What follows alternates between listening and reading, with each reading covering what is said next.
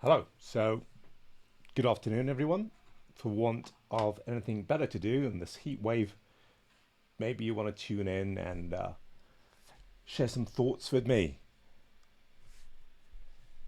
Right. So, what should we talk about?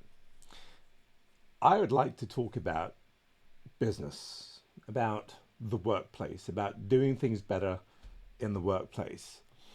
Particularly, I'd like to talk about the issue of internal customer care. Um, you look around you and you'll see sometimes people advertising their amazing service, right? Just how they value you as a consumer, as a customer, and they'll put up banners across the streets, and they'll put up signs in their shop, and they'll give you that trained smile as you pay them. And there's this feeling, this gut feeling in many of us that sometimes, not always, but sometimes it may not be as genuine as they'd like you to think. So you detect somewhere in there that there's a falseness, a trained environment. Now, I'm a training consultant and I've been doing this for many, many years. And no matter how good you are as a trader, no matter how you insist and you work on the different learning transfer skills to make sure people's attitudes change and behavior changes and they adopt new skills, ultimately the customer experience that is the most genuine that your customers are going to detect is going to be one that is exactly that: authentic, genuine. And one may ask, well, why is it that in certain circumstances you detect it as genuine, believable, and in others it's not? So I think the word that probably begins to explain what's going on would be the word sincerity. The word sincerity, I've heard different explanations of its origin.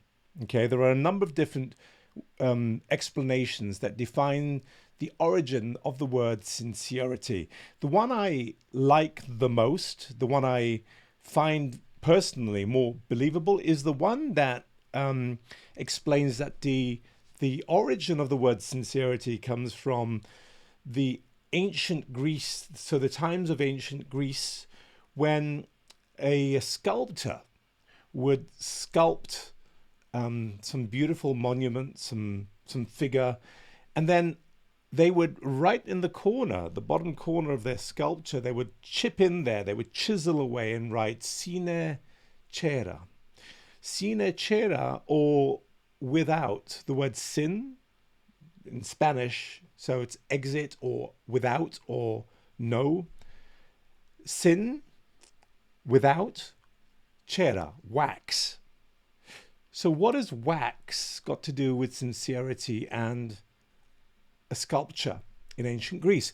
Well, apparently, if your sculpture was to be prized as the authentic original one and not a copy of some art that you created, if it was the original version, you would type in your name, obviously, but also sine cera, showing that I created this without any fillings. What do I mean? In other words, if I made a mistake in the creation of this work of art, I didn't disguise it with wax. So in the ancient world, apparently, one of the traditions, or one of the ways of dealing with a chip in the wrong place on your sculpture in the marble, would be to compose a compound of, say, marble dust and wax. So you melt the wax over the marble, you mold it into the shape and fill in the crack where you chipped accidentally, and then you gloss it over with a bit of, when you gloss it over, and it basically covers up the mistake. You wouldn't know that there was a chip there because it's been filled in with wax. And so if I, as an artist, wrote "sine cera" without wax. What I'm saying is my work is the real McCoy. What you're getting is genuine. It's authentic. It's sincere. It's cera mica in Italian, without wax. And I love that. That's one of the, as I said, that's just one of the ways that people have defined the origin of the word sincerity. There are two or three others, but this is the one I personally find most believable because it's also rooted, if you look into it, in historical fact. But what has this got to do with customer care, your business and your customers? Well, there's nothing worse for a customer than to be told we care about you and then to be told we don't. So we verbally, visually tell people we care about you. We draw people in as if we're fishing, and we tell them how great we are and how we care about you and how we're going to look after you. Just use us. Just try me out. You'll see I'm better. I'm different than all the rest. And then ultimately what happens is they discover that we're actually no different than the rest. We're the same. Or worse. Why is that? Well, internally, there is no authentic, no sincere care for customers. So the leader of the organization might harp on about the importance of customer care and looking after the customers. And this value is transmitted in meetings, in memos, in all sorts of ways. And ultimately, though, when it reaches the frontliner, the person who's actually dealing with you and me, that person doesn't assimilate that, doesn't own it. They may be trained. They may have called a trainer like me and then trained them in how to smile and how to ask the right questions and their body language and overcome objections and deal with demanding customers. But all that is done without any real sincerity behind it. Because when it comes to actually testing the service standard, in other words, if I'm a customer and I come to you and I have a complaint, and you deal with it as professionally as you can, but then you turn to support from somebody internally who is supposed to give me feedback or give them feedback to give me feedback, and they don't get the feedback, so I don't get the feedback from you. Regardless of how well you're trained and how well you hold yourself and the skills that you use, ultimately, me as a customer, I'm not going to believe it. I'm going to be disappointed because of the delay, because of the inefficiency. It may not be your fault, but ultimately it is your fault, the company's fault. And the customer doesn't care. They will blame the entire company, even if it's just you as a frontliner on the phone, face to face, at a receptionist desk, in an office, whoever you are, salesperson, you're a frontliner, right? If your colleagues internally let you down, then there's no real authentic, sincere care for the customer as a culture of your organization. So unless you are internally building a culture of care between colleagues and departments, where we treat each other internally as customers who care about each other when we need things from each other, not as colleagues who can be buffed off, sort of like ignored, delayed, deprioritized, then ultimately, if we don't practice this internally within our family, the overspill of this absence of a culture of care is going to spill out into the external experience, which your customers basically will detect. So you work so hard to win over customers and then you lose them like that because internally your organization doesn't practice that internal customer culture. This is called internal customer care. I do an entire training course in this.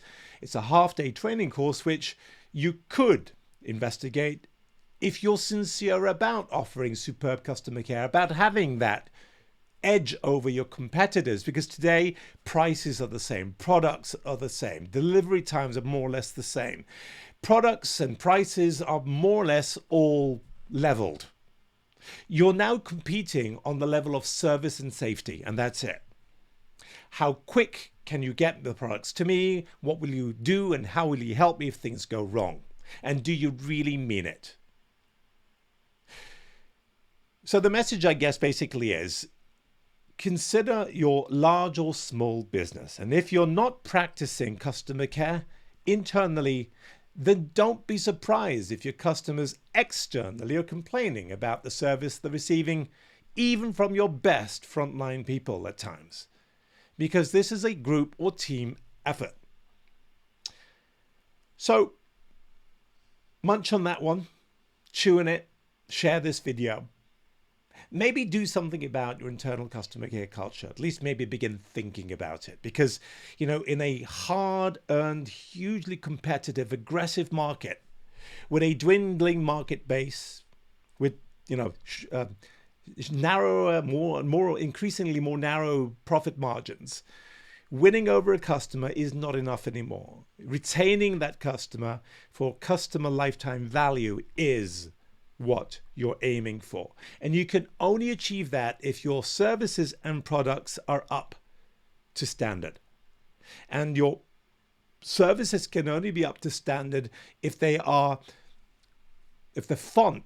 origin of the external experience is a happy internal customer experience, where people working for you internally trust each other, where they share information, where they serve each other as if they are each other's customers or suppliers of service, with the same speed, efficiency, friendliness, tactfulness, and care that you'd expect your people to treat the external customer with.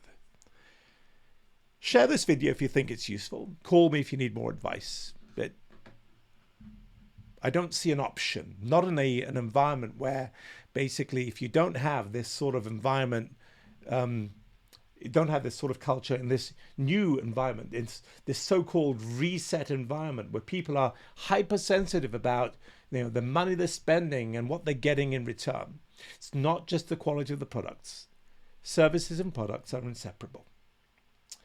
Thanks a lot. Have a great afternoon.